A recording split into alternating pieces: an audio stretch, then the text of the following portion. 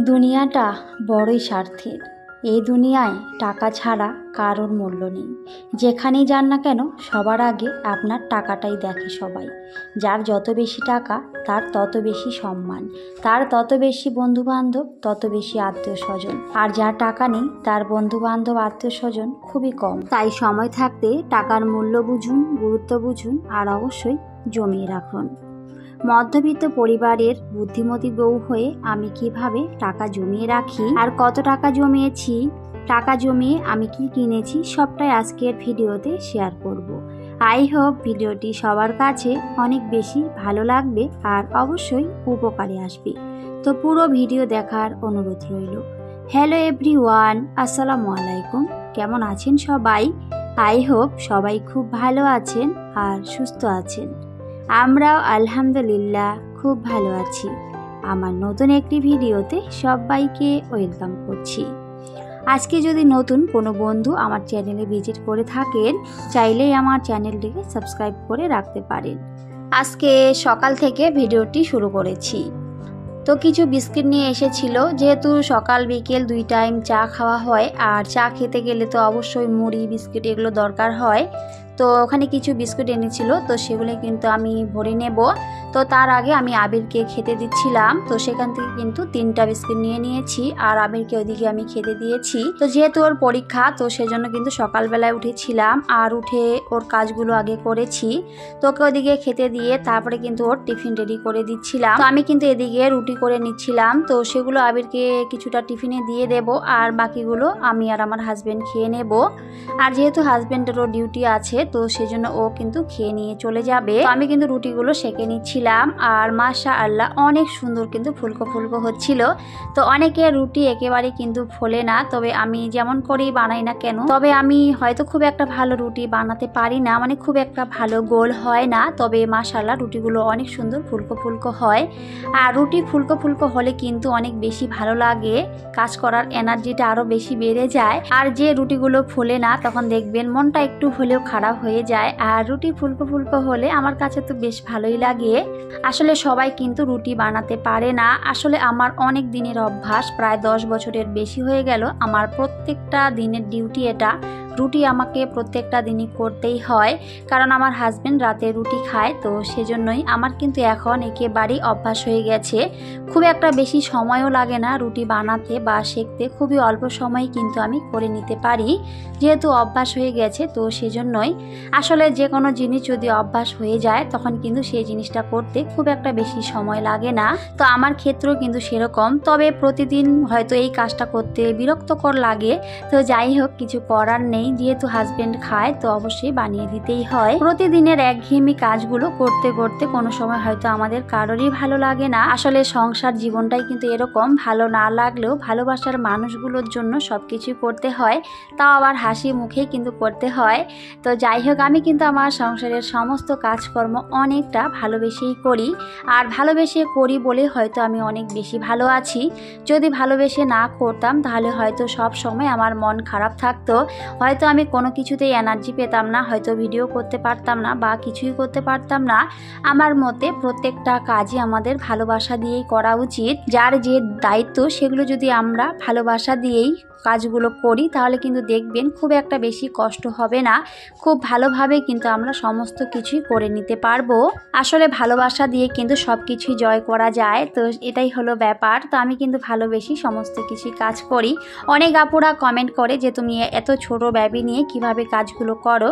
আসলে আমি কিন্তু মন থেকে অনেকটা ভালোবেসে আমার সংসারের কাজগুলো করি, তো সেজন্য আমার খুব একটা বেশি কষ্ট হয় না, আর সময়ের মধ্যেই কিন্তু আমি সমস্ত কাজ কমপ্লিটও করতে পারি। আসলে যে কোনো কাজে যদি আমরা টার্গেট নিয়ে কাজগুলো করি তাহলে কিন্তু খুব একটা বেশি সময় লাগে না, অল্প সময়ে আমরা খুব সুন্দরভাবে সমস্ত কিছুই করে নিতে পারি। আগে থেকে প্ল্যান করে নিতে হবে যে আমি কোন কাজটা আগে করব বা কোন কাজটা পরে করব। তো আমি কিন্তু সেভাবে আগে থেকে প্ল্যান করে রাখি যে আমার এই কাজটা আগে করলে ভালো হয়, তো সেই কাজটা কিন্তু আমি আগে করি। তো আবির কিন্তু স্কুলে চলে গিয়েছিল আর তারপরে কিন্তু আমি আমার সংসারের বাকি কাজগুলো করে নিচ্ছিলাম। আমার মতে সবার আগে আমাদের বেডরুম গুছিয়ে নেওয়া উচিত, কারণ বেডরুম এলোমেলো থাকলে দেখবেন সব কিছু এলোমেলো মনে হয়। তো আমি চেষ্টা করি সবার আগে আমার ড্রয়িং রুম, বেডরুম এগুলোকে গুছিয়ে নেওয়ার। এগুলো গুছিয়ে নিলে দেখবেন যে মনে হয় যে অনেকগুলো কাজ আপনি করে নিয়েছেন বা দেখতেও অনেক বেশি ভালো লাগে। তখন কিন্তু বাকি কাজগুলো করতে খুব একটা বেশি সময় লাগে না। তো আমি চেষ্টা করি আমার বেডরুমগুলোকে আগে সুন্দর করে গুছিয়ে নিতে, আর তারপরে কিন্তু বাকি কাজগুলো করার চেষ্টা করি। তো আমি কিন্তু বেডরুমটা সুন্দর করে গুছিয়ে নিয়েছিলাম আর আজকে বেডশিটটা চেঞ্জ করে দিয়েছি। তো যাই হোক, ভিডিওর প্রথমে যে কথাটি বলেছি, আসলে টাকা ছাড়া আমাদের জীবনের কারোর মূল্য নেই। তো সময় থাকতে সবাইকে অবশ্যই টাকা জমিয়ে রাখতে হবে, টাকা বাঁচিয়ে রাখতে হবে। তো আমরা যদি বুদ্ধি করে সংসারে চলি তাহলে কিন্তু একটা সংসার থেকেও আমরা অনেক টাকা বাঁচিয়ে রাখতে পারবো বা জমিয়ে রাখতে পারবো।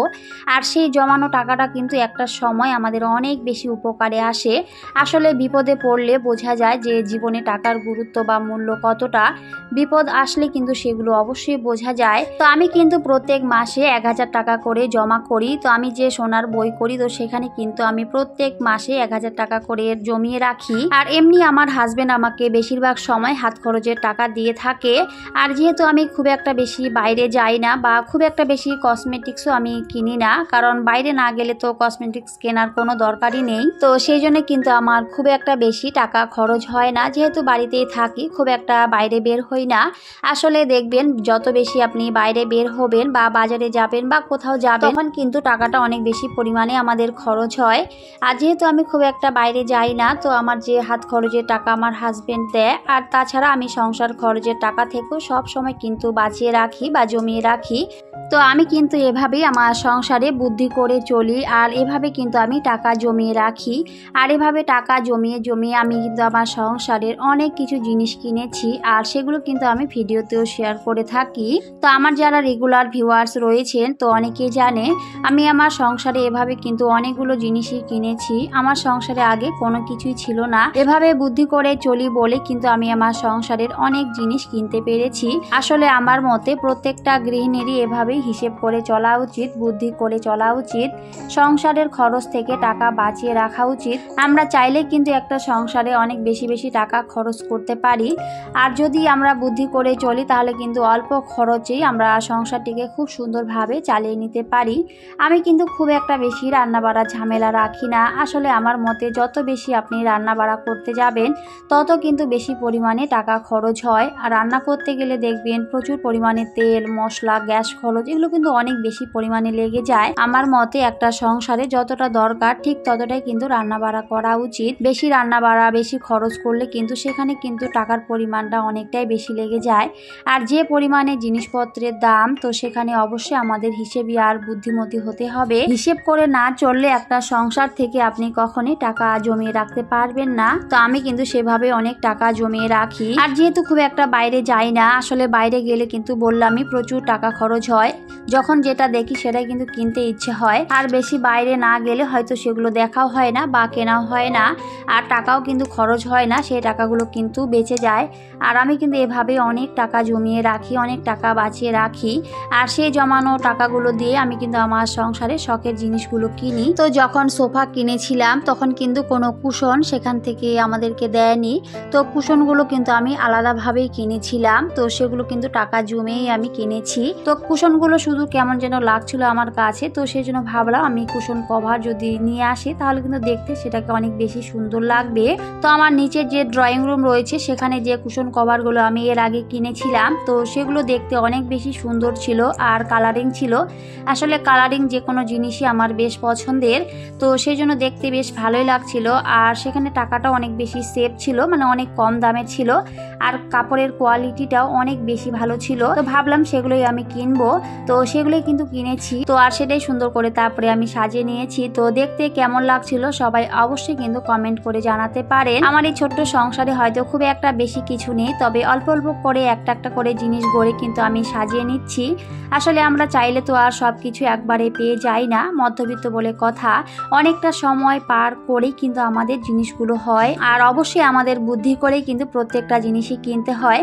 কোনো কিছু চাওয়ার সাথে সাথে আমরা কিন্তু পেয়ে যাই না, অনেকটা সময় পার করেই কিন্তু আমরা আমাদের সংসারের জিনিসগুলো কিনে থাকি। যারা মধ্যবিত্ত সংসারে রয়েছে তারা হয়তো সবাই বুঝবে এই ব্যাপারটা।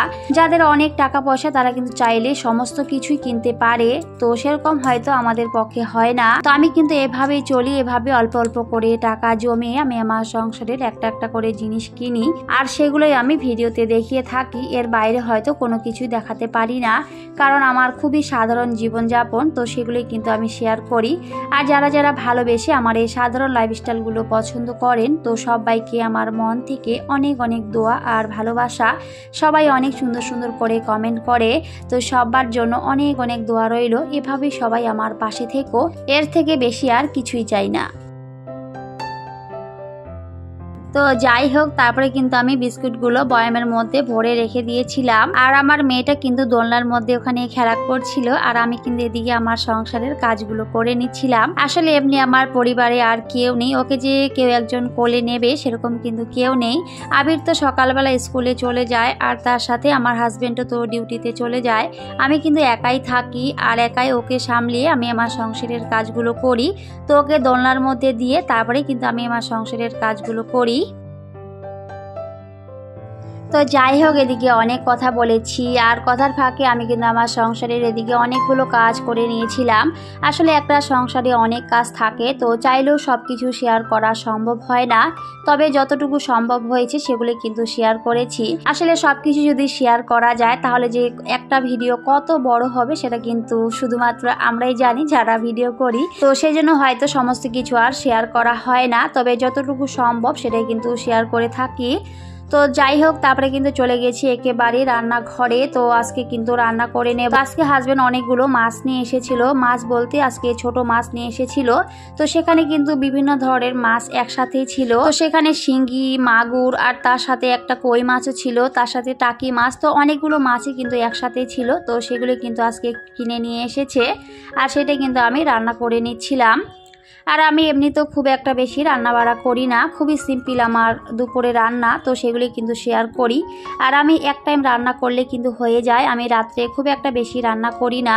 আসলে যেহেতু ছোট বেবি নিয়ে আমাকে কাজগুলো করতে হয়, তো চেষ্টা করি খুবই সাধারণভাবেই আমার রান্নাগুলো করার। খুব একটা বেশি রান্না বাড়ার ঝামেলা একেবারেই আমি রাখি না। আর তার সাথে কিছু গাটি কচু নিয়ে এসেছিল, তো ভাবলাম সেগুলো একটু মাছ দিয়ে রান্না করে নেব। তো কিছুটা ভাজা মাছ আমি রেখে দিয়েছিলাম, তো সেটা দিয়ে কিন্তু আমি পরে গাটি কচুটা রান্না করে নিয়েছি। তো সেটা কিন্তু আমি অফ ক্যামেরায় করেছিলাম। আসলে চাইলে কিন্তু সবকিছু অন ক্যামেরায় করা সম্ভব হয় না, অন ক্যামেরায় কাজগুলো করলে দেখবেন অনেক বেশি সময় লাগে। আর যেহেতু বাচ্চা নিয়ে কাজ করি, তো সেজন্য কিন্তু সমস্ত কিছু দেখানো সম্ভব হয় না। তো এখানে অল্পটুকু শুধু দেখিয়েছিলাম। তো আমি কিন্তু রান্না বাড়া কমপ্লিট করে নিয়েছিলাম, নিয়ে কিন্তু সেগুলো ডাইনিং টেবিলে সাজিয়ে নিয়েছি। তো যখন হাজবেন্ড আর আবির এসেছিল তখন কিন্তু আমরা খেয়ে নিয়েছিলাম, তো সেগুলো আর শেয়ার করা হয়নি।